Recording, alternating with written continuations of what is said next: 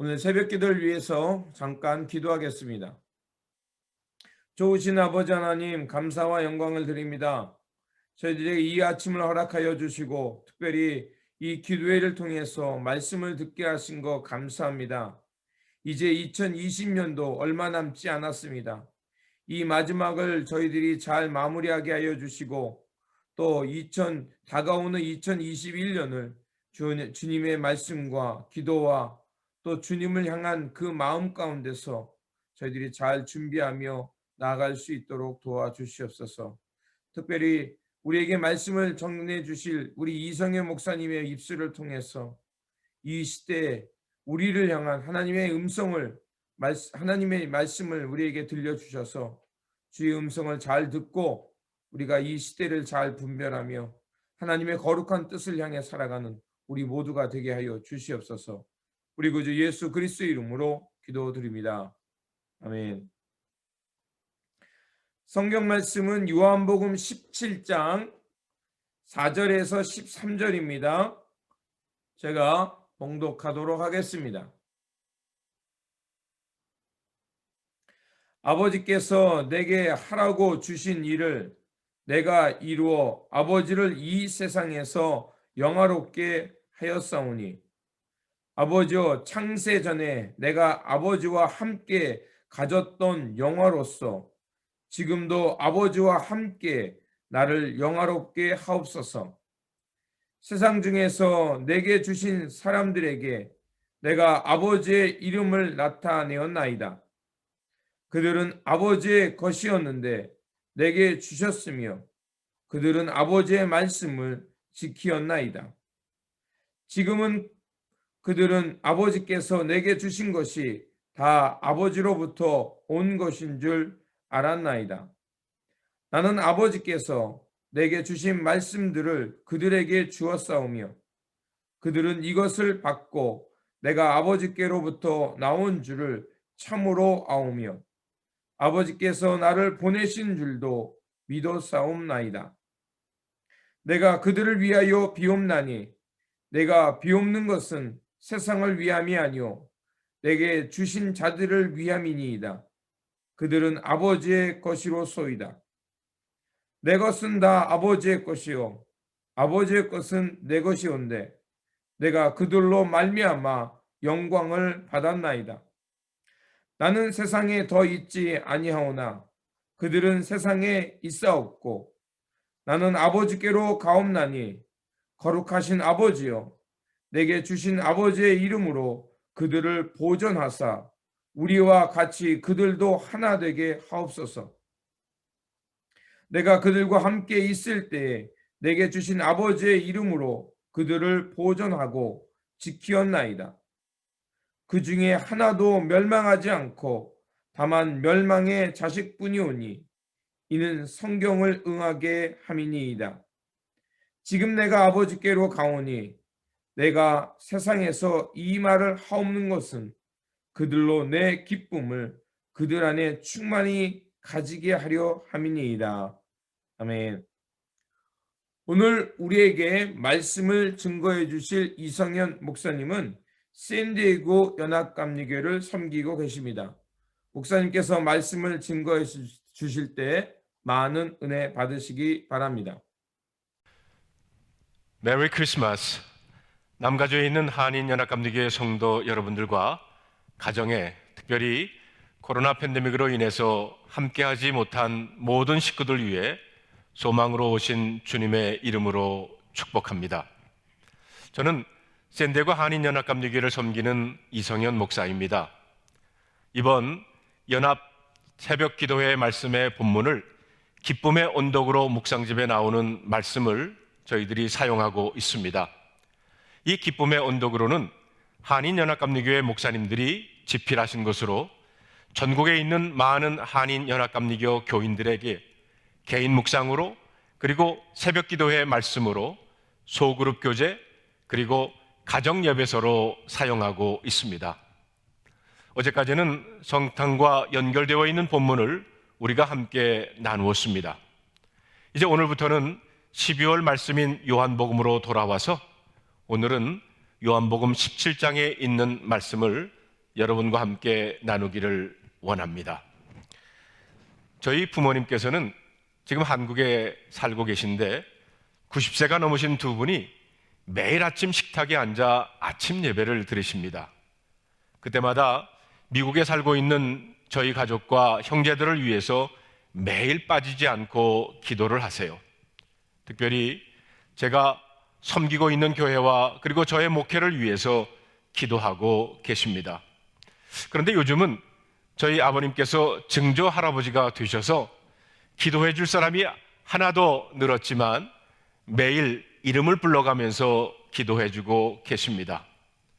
저의 개인적인 고백은 부모님 기도 덕분에 이렇게 목회하고 있다라고 생각을 합니다. 성도 여러분, 누군가 나를 위해 기도해 준다는 것이 얼마나 귀한 일인지 모릅니다. 그런데 오늘 본문에 보면 더 기가 막힌 이야기가 나오고 있습니다. 예수님이 우리를 위해 기도하고 계시다는 겁니다. 예수님께서 십자가 앞에서 제자들과 최후의 만찬을 드신 후에 그들을 위해 공개적으로 하나님께 기도하셨습니다. 성경에 예수님께서 기도하셨다는 기록은 많지만 어떤 내용으로 기도하셨는지에 대해서는 온전한 기록이 없습니다. 그런데 오늘 본문인 요한복음 17장은 예수님의 거의 완벽한 기도가 처음부터 끝까지 기록되어 있다는 것입니다. 기도의 내용을 보면 이렇습니다. 첫째는 십자가를 통하여 자신을 영화롭게 하여 하나님을 영화롭게 해달라고 기도하셨습니다. 그리고 두 번째로 예수님이 떠난 다음에 남게 될 제자들을 위해서 기도하셨습니다. 그런데 이 기도는 단순히 그 당시 제자들만이 아니라 그 이후 예수님 믿는 모든 사람들을 말하는 것입니다.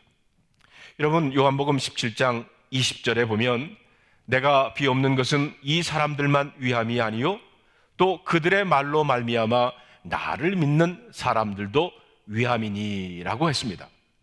다시 말하면 예수님의 기도는 단순히 그 당시 제자들만이 아니라 그 이후 예수 믿는 모든 사람들을 말하는 것입니다.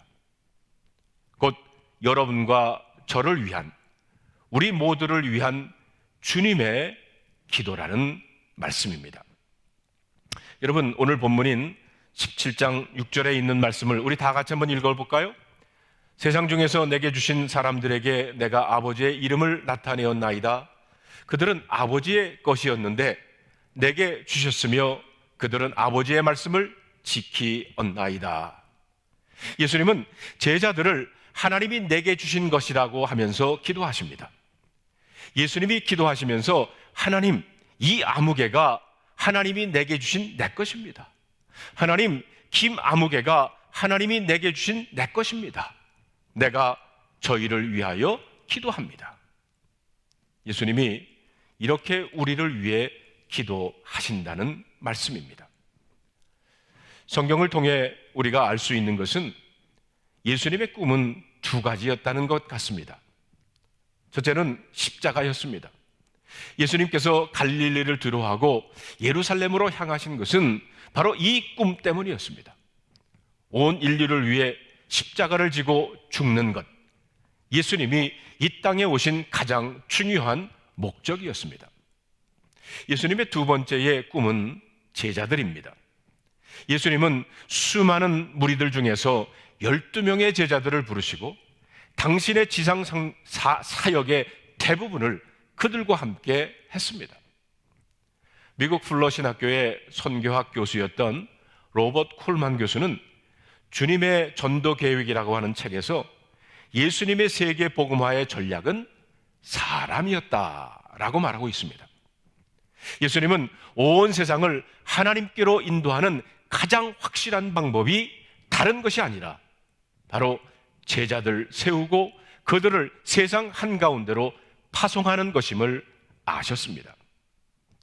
그렇기 때문에 예수님의 가장 중요한 사역 중에 하나가 바로 12명의 제자들을 훈련하는 것이었습니다. 예수님은 그들로 하여금 세계 복음화의 꿈을 꾸게 하셨고 또한 그들을 하나님 나라 운동의 중심 인물로 세워 나가셨던 겁니다. 말하자면 예수님은 제자들을 통해 이 세상 한가운데서 하나님의 영광을 드러내기를 원하셨다는 것입니다. 저는 올해 목회 시작한 지 35년째가 되었습니다. 목회를 하면서 점점 저의 가슴 속에 확신으로 다가오는 것이 있습니다. 그것은 목회의 가장 중요한 부분이 바로 사람을 키우는 것이라는 사실입니다. 물론 교회를 건축하는 것도 중요하고 여러 가지 프로그램을 하는 것도 중요하지만 그런 것보다 훨씬 더 중요한 것은 제가 볼 때 하나님 나라 운동의 핵심 인물들을 길러내는 것입니다. 하나님의 구원의 드라마에 쓰임받는 일꾼들을 세우고 그들을 통해서 하나님께 영광을 돌리는 것입니다. 예수님은 3년의 사역 기간 동안 제자들을 세우는 일에 온 힘을 기울이셨습니다. 제자들이야말로 예수님의 비전이었습니다. 예수님은 그들을 통해 세계 복음화를 꿈꾸었습니다. 사실 그 당시에는 아무도 제자들을 눈여겨보지 않았고 이들이 세계를 변화시킬 것이라고도 꿈에도 생각지 못했습니다. 그러나 예수님은 그 제자들을 통해서 온 세계가 하나님 아버지에게 돌아올 것을 믿었다는 것입니다. 제자들이야말로 하늘 아버지께서 자기에게 준 하나님의 사람들이었습니다. 앞으로 이들을 통해서 세상 끝까지 복음이 전해질 것이고 하늘 아버지가 영광을 받으실 것이라고 확신했습니다. 그렇기 때문에 우리 주님은 그의 사역의 마지막에 다른 그 어떤 것보다도 제자들을 위해 간절히 기도하셨습니다. 오늘 우리가 읽은 본문이 바로 그 내용입니다. 요한복음 17장은 대제사장의 기도라는 제목으로 우리에게 잘 알려져 있습니다. 십자가를 지시기 전날 밤에 예수님은 자신을 위해, 제자들을 위해, 그리고 앞으로 예수를 믿게 될 성도들을 위해 간절히 기도하셨던 것입니다. 그런데 이 예수님의 이 긴 기도의 3분의 2가 바로 제자들을 위한 기도였습니다. 예수님이 제자들을 위해 그렇게 간절히 기도했다는 말입니다. 그렇다면 예수님은 제자들을 위해 무엇을 구했습니까? 오늘 우리가 읽은 본문에 보면 주님께서 제자들을 위해 크게 3가지를 기도하셨습니다. 그 첫 번째가 예수님은 제일 먼저 제자들의 보전을 위해 기도하셨습니다. 우리 11절에 있는 말씀을 다 같이 한번 읽어볼까요? 나는 세상에 더 있지 아니하오나 그들을 세상에 있사옵고 나는 아버지께로 가옵나니 거룩하신 아버지여 내게 주신 아버지의 이름으로 그들을 보전하사 우리와 같이 그들도 하나 되게 하옵소서. 여기에 그리고 15절에서도 보면 주님은 제자들이 악에게 빠지지 않도록 보전하시도록 기도하셨습니다. 여기에 나오는 보전이라고 하는 히라보 단어는 텔레오라는 단어로 보호하다, 굳게 붙들다라는 의미를 가지고 있습니다. 예수님은 이 땅에 제자들을 남겨두시면서 제자들을 향해 세상의 핍박과 온갖 어려움들이 닥쳐올 것을 아셨어요. 그리고 그런 세상의 유혹과 핍박이 얼마나 강하게 그들을 흔들어 놓을 것인지도 잘 알고 계셨습니다. 그래서 주님은 제자들이 세상의 죄악에 빠지지 않도록 그들을 보호하고 굳게 붙잡아 달라고 하늘 아버지께 기도하신 것입니다. 특별히 오늘 본문에서 우리가 주목할 것은 예수님이 내게 주신 아버지의 이름으로 그들을 보존해 달라고 기도했다는 것입니다. 예수님에게 주신 아버지의 이름이 무엇입니까? 곧 예수라는 이름입니다. 그렇기 때문에 내게 주신 아버지의 이름으로 보존한다는 것이 예수라는 이름으로 그들을 보존한다는 것을 의미합니다. 하나님 아버지는 예수님을 따르는 제자들을 아버지의 소유요, 아버지에게 속한 자로 삼아주셨고 그들의 가슴에 예수라는 이름을 새겨 주셨습니다. 우리가 흔히 책을 사면 그 책에 자기 이름을 적습니다. 저는 책을 사면 이런 도장을 책 앞 페이지에 찍습니다. Library of Jonathan Lee. 이 책은 내 것, 나의 소유라는 것을 드러내는 것입니다. 하나님은 제자들에게 아버지의 이름을 새겨주시고 그들이 세상에 속한 자가 아니고 하늘에 속한 자, 아버지의 것이라는 것을 드러내셨습니다. 그래서 예수님은 내가 세상에 속하지 아니함 같이 그들도 세상에 속하지 아니하였다라고 말씀을 2번씩이나 반복해서 하십니다. 이 세상에 살지만 동시에 세상에 속하지 않은 사람들, 그들이 바로 제자들이라는 것입니다. 저와 여러분들 역시 마찬가지입니다. 우리는 하나님 아버지의 소유입니다. 예수님의 피로 값주고 산 하나님의 사람들이요, 우리 안에 예수 이름이 새겨져 있습니다. 그렇기 때문에 저와 여러분들은 아버지의 소유로, 아버지께 속한 자로 이 땅에 살아야 합니다. 그래야 세상이 우리를 넘어뜨릴 수 없다는 말씀입니다.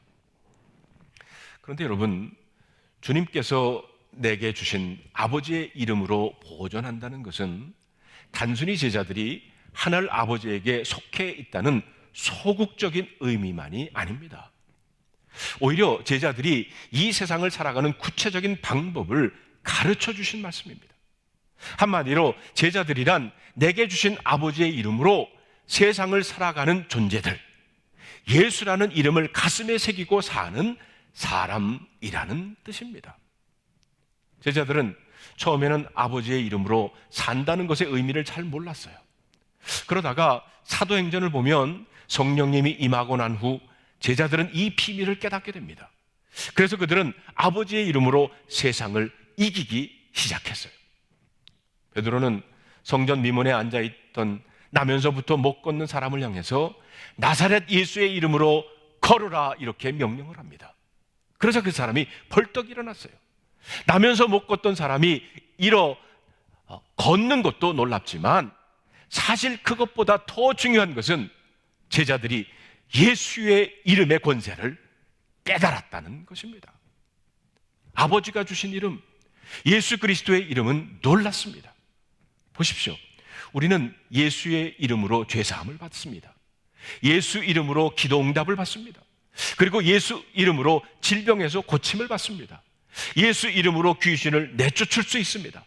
그러므로 우리들은 어떤 절망적인 자리에 빠져 있더라도 아버지의 이름, 곧 예수님의 이름으로 일어날 수 있을 줄로 믿습니다. 하나님의 이름 부르기를 잊어버린 것이 문제예요. 주님의 이름을 부르기만 하면, 예수 그리스도의 이름의 권세를 붙잡기만 하면 승리할 수 있습니다. 그러므로 여러분, 저와 여러분들은 다른 것으로 세상을 이기거나 다른 것으로 세상을 살려고 해서는 안 됩니다. 하늘 아버지께서 예수님에게 주신 이름, 곧 예수 그리스도의 이름으로 이 땅을 살아야 합니다. 사실 그리스도인들은 돈으로 세상에 승부 거는 사람들이 아닙니다. 학식이나 지식으로 세상과 승부해서도 안 될 것입니다. 고집이나 오기로 세상을 이길 수는 없습니다. 세상은 그런 것에 더 능하기 때문입니다. 성도들이 세상을 이길 수 있는 길은 오직 하나입니다. 바로 아버지의 이름, 곧 예수의 이름입니다.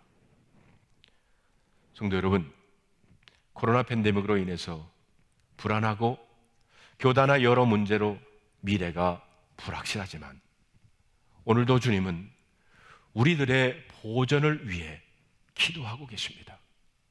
예수 그리스도의 이름으로 일어서시는 여러분들이 되시기를 주님의 이름으로 축원합니다. 제자들을 위한 예수님의 두 번째 기도는 하나 되기를 위한 기도였습니다.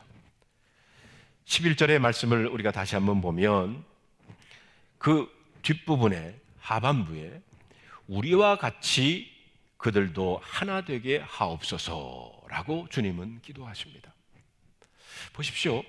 악한 사탄이 교회를 약화시키는 가장 분명한 방법은 바로 교회를 분열하게 하는 겁니다. 교회는 박해와 핍박 때문에 무너지지 않습니다. 어려운 문제가 왔다고 해서 교회가 깨지는 것이 아닙니다. 교회가 넘어지는 가장 중요한 이유는 분열입니다. 사탄은 바로 이것을 노립니다. 가만히 보면 교회가 힘들고 무너질 때에는 교인들이 다 제 각각의 말, 자기 주장을 합니다. 마귀가 교회를 흔들어 놓기 때문입니다. 그런데 이상합니다. 교회가 부흥할 때에는 교인들은 다 한 가지 말만 합니다. 왜 그렇습니까? 성령이 역사하기 때문입니다. 성령님은 하나 되게 하는 영입니다. 사실 예수님의 제자들을 살펴보면 하나 되기가 어려운 사람들이었어요. 출신, 성분이 너무 다른 사람들이 모였기 때문입니다. 어부 출신이 있는가 하면 세리 출신도 있습니다. 에세네파 출신도 있는가 하면 젤롯 땅 출신도 있고요. 갈릴리 출신도 있고 유다 출신도 있습니다. 그래서 복음서에 보면 제자들이 하나 되는 것이 참 어려웠어요. 늘 누가 높으냐라고 서로 다투었습니다. 심지어는 최후의 만찬의 자리에서조차 그들은 서로 다투었어요. 그렇게 다투는 것으로는 세상을 이길 수가 없습니다. 오히려 마귀의 조롱거리가 되기 쉽습니다. 그렇기 때문에 예수님은 그들이 하나된 마음으로 세상을 변화시키는 사람이 되기를 기도하신 겁니다. 우리가 알다시피 나중에 그들은 성령의 일치를 맛봅니다. 마가의 다락방에서 그들이 전심으로 기도했을 때 성령님이 임하십니다. 그러자 성령께서 그들의 마음을 하나 되게 하셨고 그들의 언어가 하나가 됐어요. 성경은 그들이 성령으로 충만함을 받고 방언을 하게 되었을 때 그 방언을 모든 사람들이 다 알아들었다고 했습니다. 여러 나라에서 온 사람들이 다 자기들의 말로 듣게 되었다고 성경은 말합니다. 무슨 말입니까? 성령께서 그들의 말이 하나 되게 했다는 말이에요. 그러자 그때부터 그들은 예루살렘을 흔들어 놓는 굉장한 일들이 벌어졌어요. 그러므로 우리들은 무엇보다 하나 되기 위해 애써야 합니다. 그렇다면 여러분, 하나 되기 위해 가장 필요한 것이 뭐겠습니까? 그것은 내가 죽고 예수님이 내 안에서 살아야 합니다. 우리 자아가 죽고 성령님이 우리를 이끌어야 한다는 말씀입니다. 슈바이처 박사가 이런 유명한 말을 했습니다. 이단 말을 많이 하는데 가장 무서운 이단은 무엇이냐? 사랑이 없는 기독교다. 우리가 이단을 아주 예민하게 관심으로 싸워야 하고 분명해야 하지만, 분별해야 하지만 진짜 이단은 사랑 없이 예수 믿는 것이다. 하나 되지 못한 상태에서 예수 믿는 것이 진짜 이단이라는 것입니다. 빌립보서 4장에 보면 빌립보 교회의 두 여성 지도자였던 유오디아와 순두개는 자주 의견 대립으로 다투었어요. 교회에 충성하는 두 여성, 그들이 왜 싸웠겠습니까? 서로 교회를 잘 섬겨보자는 것이 아니었겠습니까? 누구 의견이 더 옳으냐 하는 것이 아니었겠습니까? 그러나 성령님의 말씀은 무엇입니까? 빌립보서 4장 2절에 보면 내가 유오디아를 권하고 순두개를 권하노니 주 안에서 같은 마음을 품으라. 어느 것이 더 옳으냐 보다 같은 마음을 갖는 것, 즉 하나 되는 것이 더 중요하다는 말씀입니다. 여러분 가정에서도 그렇고 교회에서도 서로 싸우는 일이 생길 때 주님의 음성을 잘 들어야 합니다. 마귀는 계속해서 내가 옳고 상대방이 잘못이야 라고 하면서 옳고 그런 것만 따지도록 충동질하는 것이 바로 사탄이에요. 그러나 성령님은 싸우는 것을 일단 그만두고 하나됨을 지킨 다음에 문제를 풀라고 우리에게 말씀하십니다. 이것을 잘 분별해야 합니다. 마귀가 하자는 대로 끌려다녀서는 안 된다는 말입니다. 그러므로 자기 주장이 너무 강하며 다른 사람과 하나 되지 못하는 사람, 분열하는 것을 대수롭지 않게 생각하는 사람, 쉽게 화내고 자리를 떠나는 사람은 교회 안에서 지도자로 세울 때 조심해야 합니다. 그렇습니다. 내가 죽어야, 내 자신이 손해볼 줄 알아야 다른 사람과 하나 될 수 있어요. 내 것, 내 권리, 내 유익만을 주장해서는 결코 하나 될 수가 없습니다. 내가 아무리 유익하다고 해도 다른 사람과 하나 될 수 없는 것이라면 그것을 포기할 수 있을 때 성도들은 세상을 이길 수 있는 것입니다. 예수 이름을 가슴에 새긴 사람들은 무엇보다도 하나됨을 추구해야 하고 서로 사랑해야 합니다. 우리가 좀 손해를 보더라도 하나됨을 지키면 하나님은 우리가 전혀 상상하지도 못한 부분에서 우리를 채워주실 줄로 믿습니다. 제자를 위한 예수님의 세 번째 기도는 제자들의 거룩을 위한 것입니다. 여러분, 우리 16절, 17절에 있는 말씀을 다 같이 한번 읽어볼까요? 내가 세상에 속하지 아니함같이 그들도 세상에 속하지 아니하였사옵나이다. 그들은 진리로 거룩하게 하옵소서. 아버지의 말씀은 진리이니이다. 여기에 보면 주님은 제자들이 세상과 다른 거룩함을 유지하기를 위해서 기도하셨어요. 주님은 제자들이 세상에 동화되어 살기보다는 세상과 다르게 살기를 원했다는 겁니다. 여러분, 하나님은요, 혼합주의를 싫어하십니다. 하나님도 사랑하고 세상도 사랑하는 것, 교회에 와서 예배도 드리지만 우상 앞에서 절도 하는 것을 하나님은 싫어하십니다. 왜 주님은 세상과 동화되는 것을 싫어하십니까? 그 이유는 분명합니다. 세상을 따르고 세상과 혼합되어서는 세상을 변화시킬 수 없기 때문입니다. 주님은 제자들을 세상에 파송하고 그들로 하여금 세상 한가운데서 하나님의 영광을 드러내시기를 원했습니다. 그러므로 제자들은 세상과 달라야 하고 거룩함을 유지해야 합니다. 제자들의 거룩한 삶이 바로 세상을 살리는 방법이기 때문입니다. 그렇기 때문에 누가 뭐라 해도 교회와 성도들은 거룩해야 합니다. 교회가 타락하면 그 시대 그 나라는 소망이 없어요. 그러나 아무리 시대가 악해도, 아무리 세상이 타락해도 교회와 성도들이 세상을 살릴 힘과 세상을 살릴 메시지가 있다면, 그렇다면 아직 소망이 있는 것입니다. 자, 그러면 우리는 어떻게 거룩해질 수가 있습니까? 예수님께서 어떻게 기도하셨는지를 주목해 보십시다. 예수님께서 하나님께 우리를 진리로 거룩하게 하옵소서, 이렇게 기도하셨어요. 17절 말씀을 보면 그들을 진리로 거룩하게 하옵소서. 아버지의 말씀은 진리이니이다. 그러니까 우리가 예수님을 믿고 난 다음 거룩한 사람으로 변화되는 것은 예수님은 진리란 아버지의 말씀이라고 하셨어요. 여러분, 갈라디아서 2장 5절에서 이것을 복음의 진리라고 했습니다. 여러분, 우리가 어떻게 거룩하게 되는지를 잘 아셔야 합니다. 우리가 노력하고 결심해서 절대로 거룩하게 될 수가 없어요. 그러나 십자가의 복음으로 거룩하게 되는 것입니다.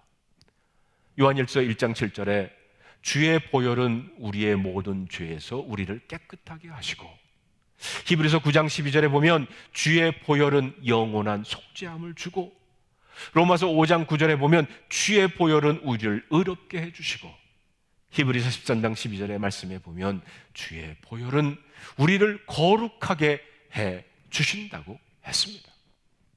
그렇습니다.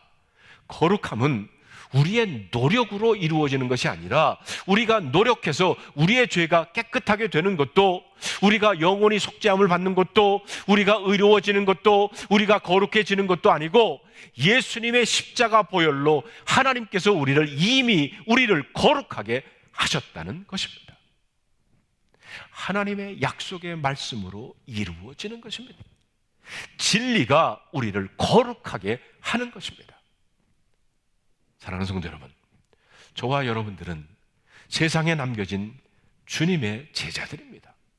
세상 한가운데서 악에게 빠지지 않고 보존되는 것, 그리고 서로 하나 되는 것, 무엇보다도 하나님의 말씀으로 거룩하게 살도록 우리들은 부름을 받았습니다. 남가주 한인연합감리교회 성도 여러분, 하나님은 저와 여러분들을 통해서, 그리고 우리의 교회를 통해서 이 땅에서 영광을 받기를 원하십니다. 다가오는 새해, 그리고 뉴 노멀 시대에 주님의 제자로서 새 일을 이루어가는 한인연합감리교회 성도들이 되시기를 주님의 이름으로 축원합니다. 많은 은혜 받으신 줄 믿습니다. 오늘 우리에게 주신 말씀, 먼저 하나님 앞에서 우리가 잘 거룩하게 보존될 수 있도록, 또 하나가 될 수 있도록, 또 주님의 말씀으로 또 저희들이 잘 진리 가운데 설 수 있도록, 이 세 가지를 놓고 우리 잠깐 소리내어 기도하고 또 제가 기도하고 마치도록 하겠습니다. 우리 잠깐 통성으로 기도하겠습니다. 좋으신 아버지 하나님, 주님께서 우리를 향해 오늘도 깨어 기도하시고 우리가 하나님 앞에서 거룩한 자로 살아갈 수 있도록 중보해 주고 계심을 믿습니다. 주님, 우리가 언제나 주 예수 그리스도를 바라보면서 그 믿음을 잃지 않고 악에게 넘어가지 않는, 그래서 거룩한 자녀로 살아갈 수 있도록 주님께서 기도하시며 또 우리를 지켜주시옵소서. 특별히 아버지 하나님, 우리가 주님 안에 있음을 고백합니다. 예수 그리스도 안에 붙들려 있음을 고백합니다. 우리가 이렇게 날마다 주님 안에 붙들려 있을 때 거룩한 자로 믿음의 사람으로 살아갈 수 있사오니 늘 주님과 연결되어 살아가는 저희들이 되게 하여 주시옵소서. 그리고 또한 성령님을 통해서 아버지의 마음, 아버지의 뜻을 알고 살아가기를 원합니다. 저희들이 언제 어디서 무엇을 하든지 또 어떤 일에서 있었든지 먼저 주님의 마음을 헤아리고 그 마음에 일치되어 옳고 그름을 생각하며 살아가는 저희들이 되게 하여 주시옵소서. 그리고 말씀을 가까이 하게 하여 주셔서 그 말씀을 통해 하나님의 진리를 깨닫고 그 진리 안에 머물면서 거룩하고 참되고 바르고 또 하나님 나라의 영광을 향해 살아가는 우리 모두가 되게 하여 주시옵소서. 우리 구주 예수 그리스도의 이름으로 기도드립니다. 아멘. 오늘 우리에게 주신 말씀, 주님이 우리를 거룩한 자로 또 악에게 넘어가지 않도록 주님께서 우리를 중보해 주시고 계십니다. 그러니까 그 주님의 기도 안에서 또 악에게 넘어지지 말고 또 악의 유혹을 받지 말고 거룩한 자로 보존되어서 성령님이 주시는 마음, 하나님의 마음의 일치를 이루며 또 진리 안에 거하면서 하나님께 영광 돌리는 우리 모두가 될 수 있도록 계속해서 기도하시며 살아가는 한 날이 되시기 바랍니다. 다시 한번 주님의 평안과 기쁨이 늘 충만하시기를 바랍니다.